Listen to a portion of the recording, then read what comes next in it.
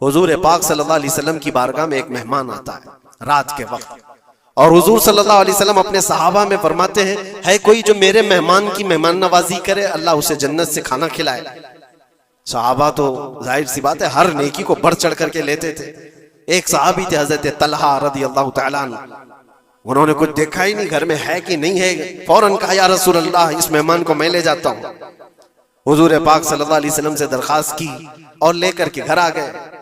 پتہ چلا بیوی کو نے کہا پہلے تو ہمارا خود کا ہی کھانا نہیں ہے، آپ مہمان بھی لے آئے۔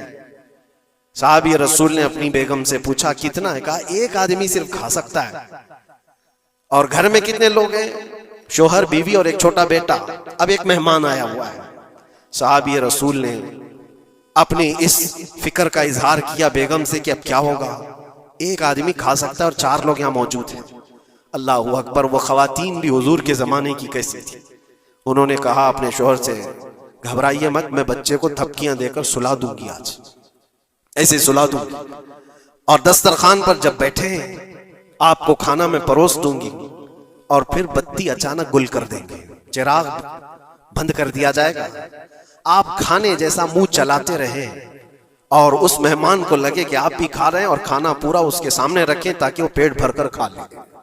ایک آدمی کے کھانے کے لیے یہ ہیلا کیا جا رہا ہے، خود بھی بھوکے ہیں۔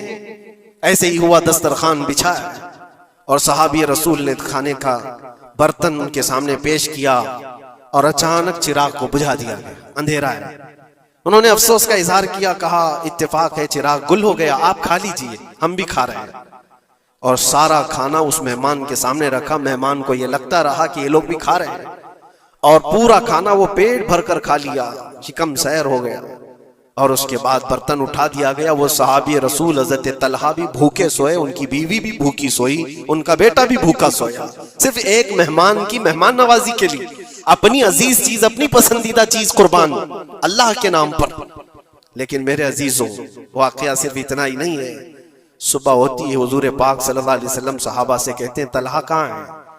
حضرت طلحہ اس مہمان کے ساتھ آئے، حضور دیکھ کر مسکرانے لگے، طلحہ تمہاری مہمان نوازی کی تعریف جنت میں فرشتوں کے درمیان ہو رہی ہے، اللہ تبارک و تعالیٰ تمہاری مہمان نوازی کی تعریف فرما رہا ہے۔ جبرائیل آئے تھے اور مجھے بتا گئے کہ آپ کے ایک صحابی نے اللہ کے نام پر اپنا سب کچھ اس مہمان کو کھلایا ہے۔ یہ ہے جس کو ایثار کہتے ہیں، اس کو کہتے ہیں یہ قربانی۔ پیٹ خالی ہو اور دوسرے کا خیال ہو۔ پیٹ بھر جانے کے بعد تو پھر وہ ویسٹیج دینے کی بات آتی ہے، اپنے گھر کا بوجھ نکالنے کی بات آتی ہے۔